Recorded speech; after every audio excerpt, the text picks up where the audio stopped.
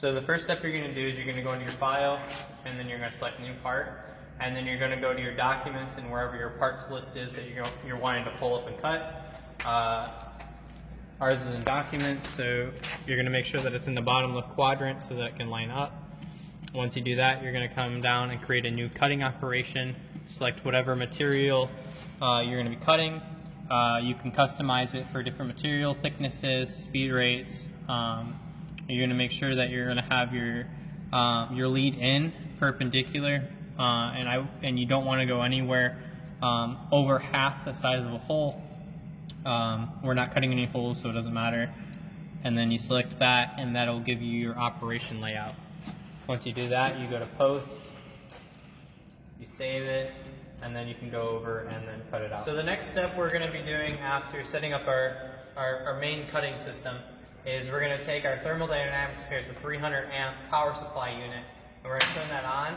As that's coming on, we're going to see on the display here, it's going to go and it say that it's initializing. We're going to wait for it to pop up. It'll say that it's ready for us to purge. Once we're purging, we're going to check our pre-flow, our plasma, and our shield. So right now it's waiting for comms connection. You have to wait for that to come up before you enable it. And so we're going to go here and enable it real fast. Everything's going to come up. It's going to start purging. And we're going to, after it's done purging, we can check all three of our pre-flow, our plasma, and our shield to make sure it all comes up to the right gauges to what we're having it run at 200 amp at the moment. So we're going to wait for it to purge real fast, and then we'll go ahead and check it. We're done purging the machine. We're going to use the mode dial, and we're going to check all three of these gauges, the pre-flow, the plasma, and the shield, to make sure that they come up to pressure. So we'll start with the plasma and the shield. Both of them are coming to pressure, and then we're going to check our plasma, and plasma's good as well. So we're good to run now. Checking all of our gauges, the next step that we have to do is move to the approximate 0 on the sheet, which is about 1 inch away from the bottom and 1 inch away from the left-hand side of the sheet. It doesn't have to be perfect, just an approximate guess. Right about there we do. We set 0, and then we're good to cycle through.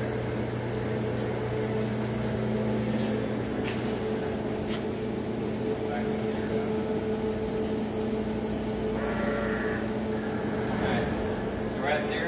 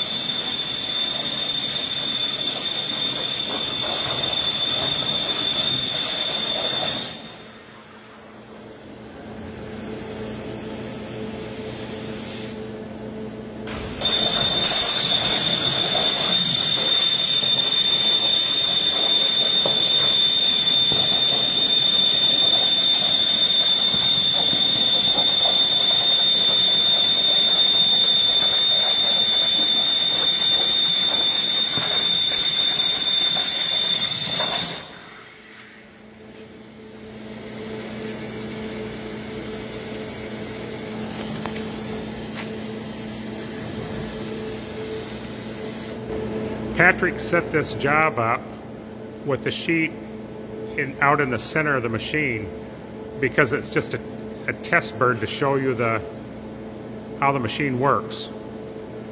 If you load the sheet at one end of the machine, you can get another sheet just like this on the other end of the machine, so you can load the second sheet on while the machine is cutting this sheet, and you can just switch back and forth on the ends.